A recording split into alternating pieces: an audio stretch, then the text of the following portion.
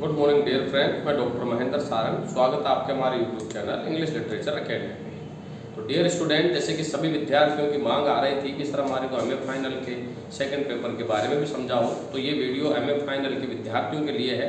इसे बहुत अच्छे तरीके से देखें, मैं बहुत अच्छे तरीके से इसे एक्सप्लेन करूँगा और जो इस वीडियो को देख लेगा वह बहुत अच्छे नंबर गेन करेगा, क्योंकि मैं इस वीडियो में 50% अकॉर्डिंग जो उनका सिलेबस आने वाला है, कौन सा क्वेश्चन आने वाला है, उसके बारे में मैं चर्चा बड़े विस्तार से करूंगा। तो वीडियो को अंत तक जरूर देखें, ज़्यादा से ज़्यादा लाइक और सब्सक्राइब जरूर करें। तो आइए अपन वीडियो की शुरुआत करते हैं। तो देखिए, आपका जो पेपर है वो है 20th century literature, prose and poetry. 50% के अकॉर्डिंग हुआ। आपके सेक्शन सी में याद रहे, आपके सेक्शन सी में टीएस एक तो W.B. येट्स है, टीएस एलिट का वेस्टलैंड है, फिलिप लार्किन है और आपके टेड हगीज है। टेड हगीज की वायलेंट पोएम है, इसकी नेचर पोएम्स है। और सेकंड जो पेपर है उसमें आपके राइडर टू द सी, जेबिसा का, और फिर जेम्स सेंगी का, आपके rider to the sea, James सेंगी का, और जॉर्ज बर्नार्ड का एप्पल कार्ड है। और फिर आपके जो सी सेक्शन है उसमें द बर्थडे पार्टी है, जो कॉमेडी ऑफ मैनेक है, जो हरोल्ड पिंटर के द्वारा लिखा गया है। लेकिन मैं यहाँ सजेस्ट आपको ये करना चाहूँगा कि आपको कौन सा याद करना है। तो अपन पहले सेक्शन ए की बात करते हैं। तो सेक्शन ए में जो टीएस एलिट की जो वेस्टलैंड है, इसका आपको क्रिटिकल एप्रिसिएशन का प्रश्न पूछा जा सकता है, या ये पूछा जा सकता है कि suggest that wasteland is a complete mirror of modernization कैसे है, या ये पूछ सकता है कि fragile psychological state of humanity in 20th century का ये किस तरह से दर्शाती है इसको। ये प्रश्न आपके डेफिनेट, इसमें दो ही प्रश्न बनते हैं और वेस्टलैंड में लिखने को बहुत मैटर है। टीएस एलिट के द्वारा लिखी गई एक लंबी कविता है जो पूरी तरह मॉडर्नाइजेशन के मिरर को दिखाती है कि आज क्या होने जा रहा है, क्योंकि 5 भागों में बटी हुई है। जैसे कि इसमें फायर सेरेमनी के बारे में बात की गई है, इसमें लिविंग और डेड के बारे में बात की गई है, इसमें द ब्यूरल ऑफ आर्ट्स के बारे में बात की गई है और थंडर के बारे में बात की गई है। तो इस तरह से ये 5 भागों में डिवाइडेड एक कविता है, जिसको 5 भागों में इसने बहुत अच्छे तरीके से मॉडर्नाइजेशन को बताया है कि किस तरह से लोग जो है वो दूसरों को बेवकूफ बना करके उनके टेरो कार्ड की मदद से भाग्य बताते हैं, और किस तरह से एक नाविक जो है वो तेज होने के अपनी कला में दक्ष होने के बाद वो किस तरह से असफल रह जाता है, उन सारी चीजों की बात करता है। तो पूरी तरह मॉडर्नाइजेशन को बताता है। तो लिखने को बहुत मैटर है। आप दोनों तरीके के प्रश्न पूछे जाएंगे, दोनों तरीके के जब प्रश्न पूछे जाएं तो आप ये जरूर कोशिश करें कि आप इसमें राइटर का इंट्रोडक्शन, वेस्टलैंड का इंट्रोडक्शन, थीम, प्लॉट, समराइजेशन के साथ साथ आप इसके 5 पॉइंटों का जरूर डिस्क्रिप्शन करें और मॉडर्नाइजेशन का एक पॉइंट और लिखें, और साइकोलॉजिकल जो स्टेट है इन ह्यूमैनिटी की वो किस तरह से इसमें बताया गई है। जैसे कि इसमें 2 औरतें आपस में अपनी प्रेगनेंसी को लेकर के बात करती है, बहुत ही सिडिक्टिव बात करती है, उस बात को भी आपको इसमें लिखना है, और किस तरह से इसमें मानवता का हनन हो रहा है 20वीं शताब्दी में, उसके बारे में लिखना है।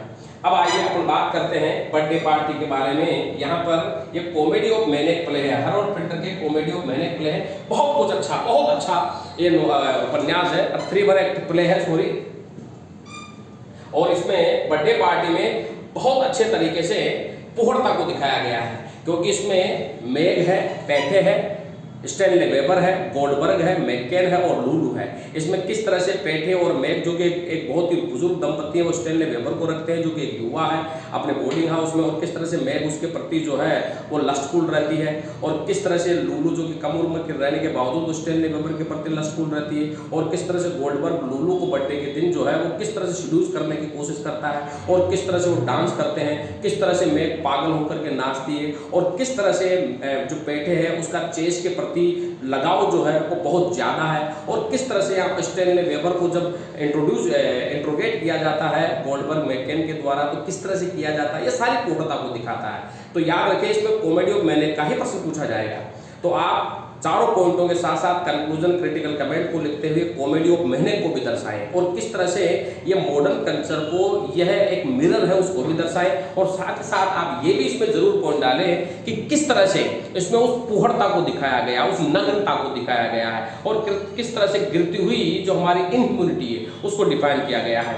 कुछ हद तक मेरा मानना है कि टीएस एलिट का, हरोल्ड पिंटर का जो ये है बर्थडे पार्टी बहुत अच्छा है। अब आ जाओ आप राइडर टू द सी का, बहुत ही अच्छा 3 एक्ट प्ले है, जिसमें एक माँ जो है वो किस तरह से अपने पति को खो देती है, फिर धीरे धीरे अपने बच्चों को खो देती है। तो एक दुख भरा नोवेल है, जिसमें किस तरह से मैरी जो है वो अपने बच्चों को खो देती है और किस तरह से वह उन्हें पाने की आस रखती है। तो इस तरह से समुद्र में उसके सारे बच्चे खो जाने पर, पूरे परिवार को खो जाने पर किस तरह से दुखी रहती है, उसकी एक कहानी है।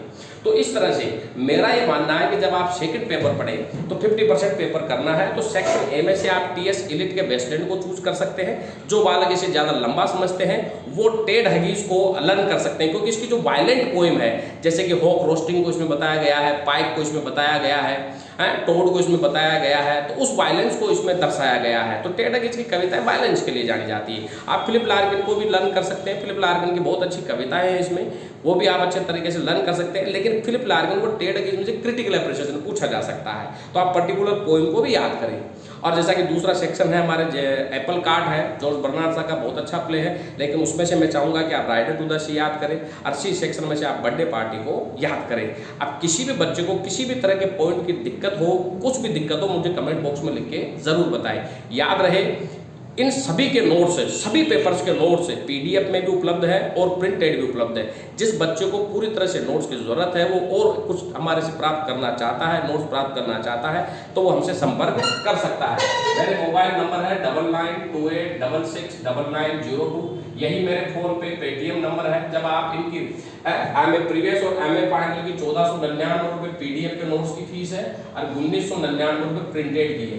जिस भी बालक को संपूर्ण नोट्स की जरूरत हो वो हमें जरूर कॉल करके इनका लाभ प्राप्त कर सकते हैं। और मैं नोट्स के साथ साथ उसे पूरी काउंसलिंग क्लास भी दूंगा, उसे पूरी तरह पैटर्न को समझाऊंगा भी सही कि किस तरह से उसे करना है और किस तरह से वह अच्छे नंबर प्राप्त कर सकता है। तो मेरे से ऑनलाइन कनेक्ट होकर के इन चीज़ों को समझ भी सकता है। तो मैं आपके साथ पूरी तरह से एग्जाम तक रहूंगा। किसी भी बच्चे को किसी भी तरह की जरूरत के लिए या कुछ भी पूछना हो, मुझे कमेंट बॉक्स में लिख के जरूर बताएं। Thank you very much dear friends.